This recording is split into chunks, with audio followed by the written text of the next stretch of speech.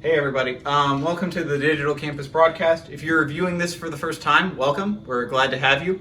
If you need anything at all, head over to newarkupc.info, and everybody make sure that you're keeping in touch with your small groups. I was just playing the piano here, which is, well, I wasn't really having much fun with it, but I was still playing the piano. And that's very fitting for tonight's theme, because this week we're continuing in our theme of self-care, and tonight we're going to have Pastor Desi talking to us about play. So why don't you all go and enjoy the message, and I'll get back to my playing.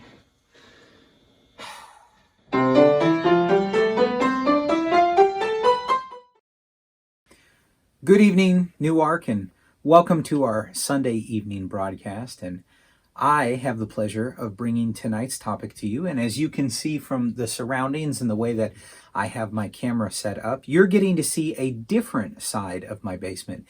If you've been watching in our live broadcast, usually you'll see a gray background behind me. That's because we have a curtain set up so you don't see this half of the basement. So tonight you get to see behind the curtain.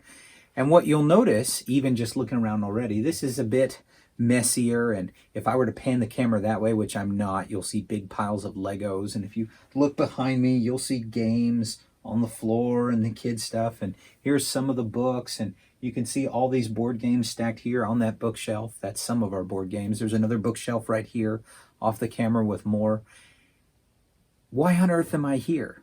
What are we doing? Why am I recording in this space tonight? Well, as we continue in our second night this week and our theme of self-care, I have the pleasure of bringing you our next topic. And if you heard last night, Brother Arash talked about, this is something that's very near to my heart, and my good friend is teasing me because the pastoral team, I think, had a little fun this last week as they decided that I was going to present the topic on play.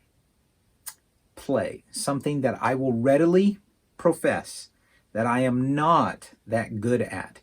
And so I am going to talk about an area of self-care tonight that I personally need a lot of work in. So this is a good challenge for me as well. So why talk about play? What on earth does this have to do with self-care? How does this relate to the idea of being a Christian? How does this relate to our discipleship and our walk with God? Well, let's read a few scriptures and see what we find. In Job chapter 40, this is part of the end of Job's story, where God is beginning to have this conversation with Job. And Job and his friends have gone back and forth, and they've had all their discourse. And now God shows up, and he begins to speak to Job. And instead of defending Job, and instead of answering Job's question, God launches into this series of questions back at Job, saying, where were you when I created fill in the blank, and all kinds of things. And so jumping down to verse 15 in Job chapter 40, he says, take a look at Behemoth, which I made, just as I made you. And God begins to give this description of this giant animal, monster, mythical creature. We're not entirely sure. That's Job 40, verse 15. We're talking about the Behemoth. But watch what happens when I jump down to verses 19 and 20. It says, it is a prime example of God's handiwork, and only its creator can threaten it. The mountains offer it their best food. Watch this. Where all of the wild animals play. Now, the very next chapter in Job, chapter 41, begins to talk about another huge animal, beast, mythological creature, we're not sure, referred to as the Leviathan. And the Leviathan also shows up in the book of Psalms. And in Psalm 104, starting at verse 26, out of the New Living Translation, it says, "O Lord, what a variety of things you have made. In wisdom you have made them all. The earth is full of your creatures. Here is the ocean, vast and wide, and teeming with life of every kind, both large and small. See the ships sailing along, and Leviathan, which you made," watch this, "to play in the sea." Now, these are not the only scriptures I could have grabbed, but I grabbed these two scriptures, one talking about the behemoth in Job chapter 40, and then 41, Job 41 references Leviathan. And then we see Leviathan represented in Psalm 104. And in Psalm 104, it talks about how God made this huge sea creature to play in the sea. In Job chapter 40, it talks about how Behemoth eats up on the mountaintops where all the wild animals are at play. So we see in God's animal kingdom, he has somehow built into it this basic idea of playfulness, even in the animal kingdom. But it's not just limited to animals. When we look in the scriptures, and even just when we look around in life, we expect to see happy children at play. In Isaiah chapter 11, we see this description of what this future messianic kingdom is going to look like when Jesus comes to rule and reign on this earth. And in Isaiah 11, Isaiah is outlining the different kind of things that are going to happen during this reign. And in Isaiah 11, verse 8, it says, "The baby will play safely near the hole of a cobra. Yes, a little child will put his hand in a nest of deadly snakes without harm." My point is not to point out a baby playing near the den of a cobra or anything like that, but Isaiah is describing this future glorious age where things are peaceful, things are safe, and in that environment, children can play, young children, babies can play safely outdoors, even by wild animals, and there will be no danger for them.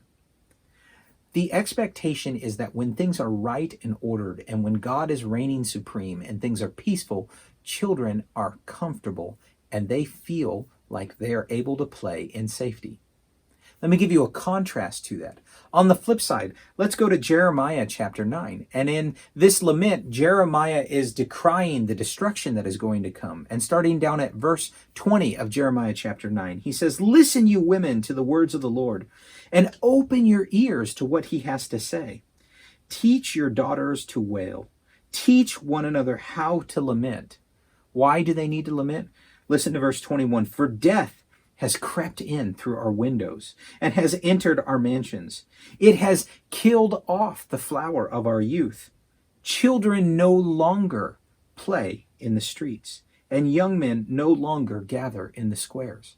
So where in Isaiah 11, we see this future age where God is going to reign supreme on earth and everything's at peace and children can play outdoors in total safety. In Jeremiah chapter 9, we see Jeremiah lamenting this coming destruction on Jerusalem and the fact that we've reached a point where children no longer play out in the streets. Jeremiah is using that as a description of when something is terribly, terribly wrong. You do not hear children at play. And let's do one more passage out of the Old Testament. We're going to jump over into Zechariah chapter 8. And in Zechariah chapter 8, again, Zechariah is describing this time that's going to be coming when things are going to be restored and they're going to be working correctly the way that God ordered. And he prophetically speaks of all these different things that are going to happen. And starting in verse 4, it says, "This is what the Lord of heaven's armies says. Once again, old men and women will walk Jerusalem streets with their canes, and they will sit together in the city squares." It reminds me of the idea of old men who, play dominoes or checkers or chess out in the park.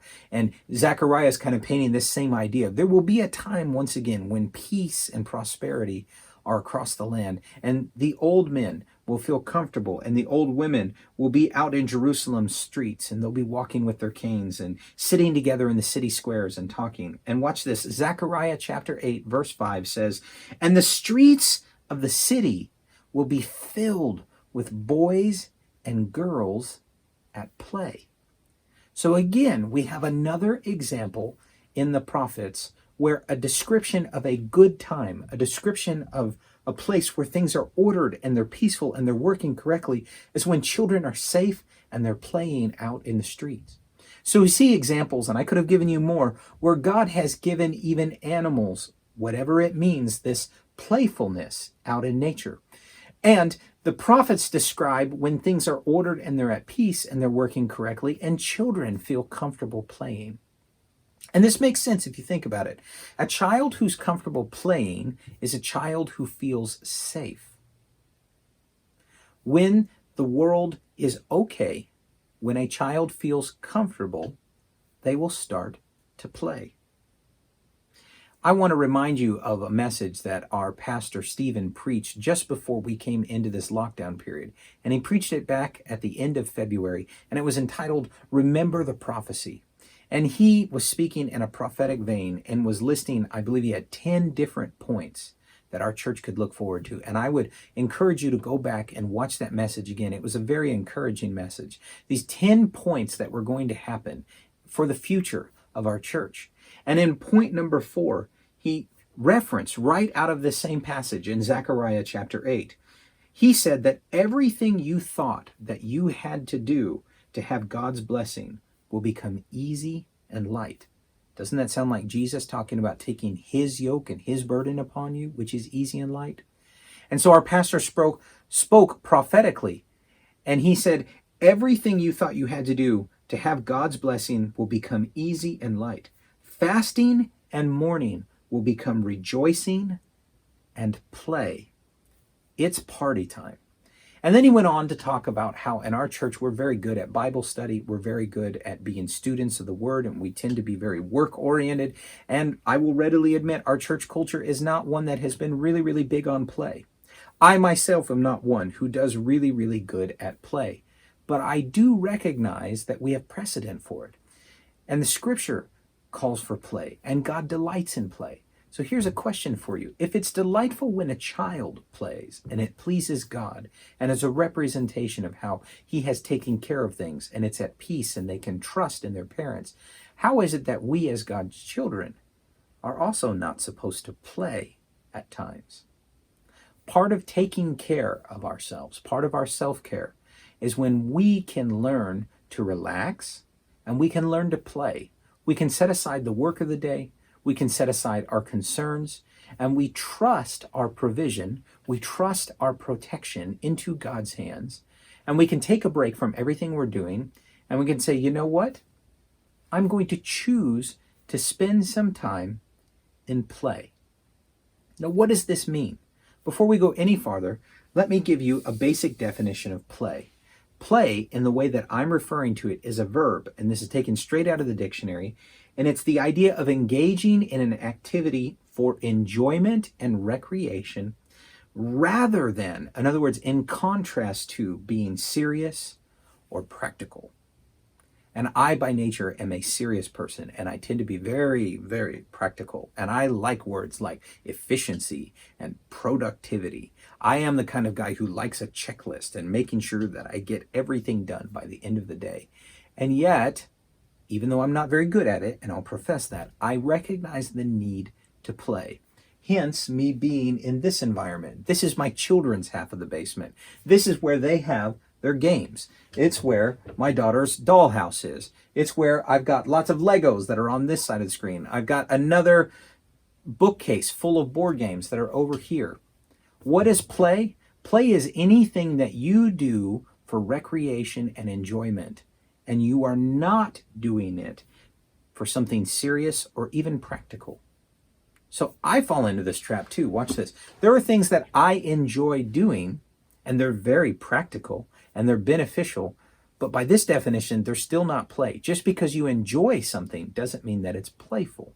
Playful is the idea of doing something for enjoyment and recreation that serves no practical purpose. You're not trying to accomplish some goal other than simply enjoying time, either by yourself or with your loved ones. So what does play look like for you? Perhaps It involves playing board games. Maybe you can see on this side of the screen a little bit, it's reading. I love to read. I like to read to learn, but I also like to read for enjoyment. I love fiction. I love fantasy and science fiction in particular. Those are my two favorites. And I love to find time to read, and I don't do it enough. I don't. But I love to find time to read where I read just for the sheer pleasure of escaping into someone else's imaginary world and relaxing and spending time enjoying the fantasy of it all, the adventure of it all. Maybe you like to play video games.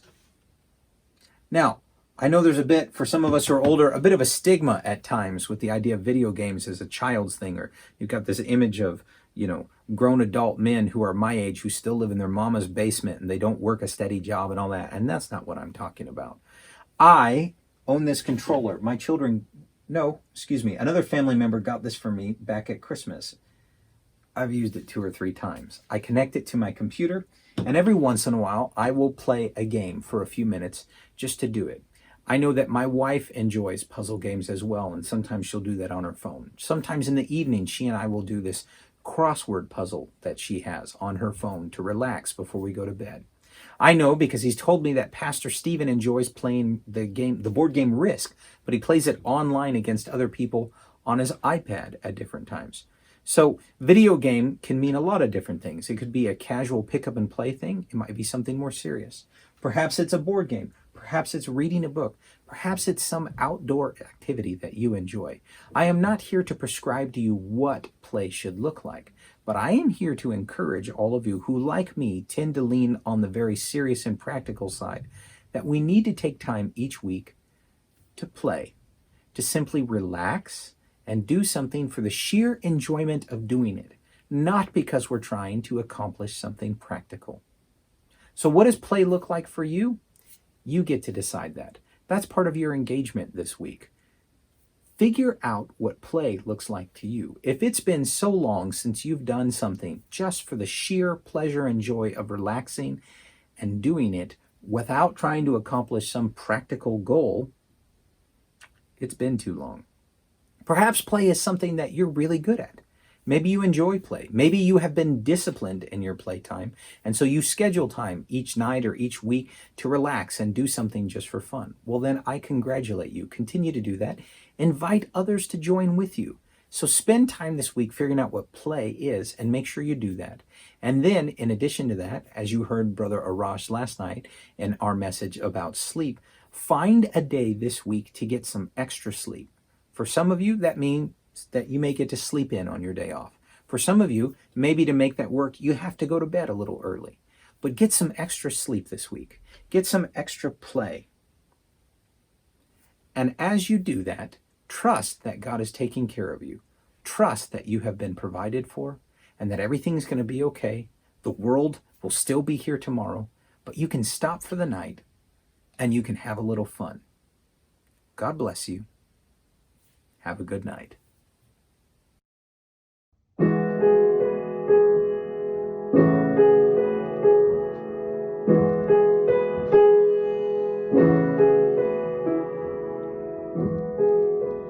Are you hurting and broken within?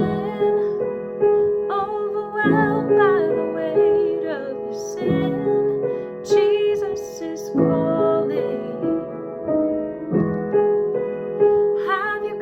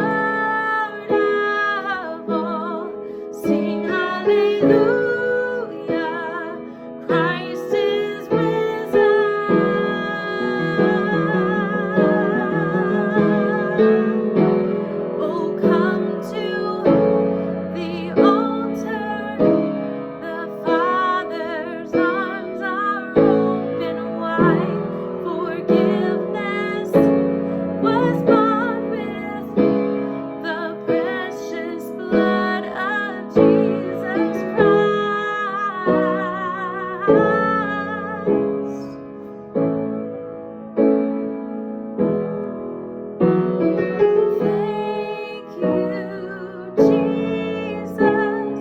Just as I am, I come. Hallelujah. Oh, what amazing love. Thank you, Jesus. Just as I am, I come.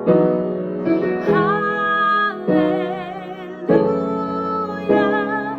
Oh, what amazing love. Thank you, Jesus. Just as I am, I come. Hallelujah. Oh, what amazing love. Oh, what a Savior. Isn't He wonderful? Sing hallelujah. Christ is risen. Bow down before Him, for He is Lord of all. Sing hallelujah. Christ is risen.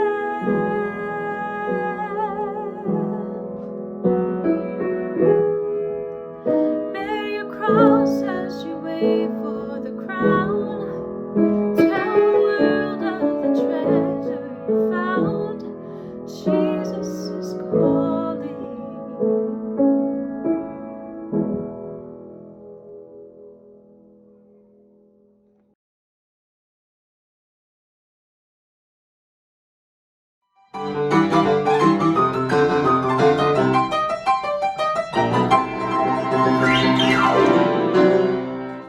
Woo! Now that's what I call playing. Thanks, Pastor Desi, for that message on playing and what it really means. So, thank you all for joining us on our digital campus broadcast. Be sure to head over to newarkupc.info where you can submit prayer requests there, and you can also partner with us in online giving. Also, if you are not already in a small group, be sure to join one. They're a lot of fun, and we have a lot of playing going on there as well. Don't forget to do the engagement elements for this week as well. Find a day this week to sleep in, and sleep in on that day, because sleep, like Pastor Raj talked about last night, is very important. And also, if you do not know what playing is for you, figure out what you do to play. And once you figure that out, then do it. Go and play. So, thank you all for watching, and have a good night. And I'll go back to my playing.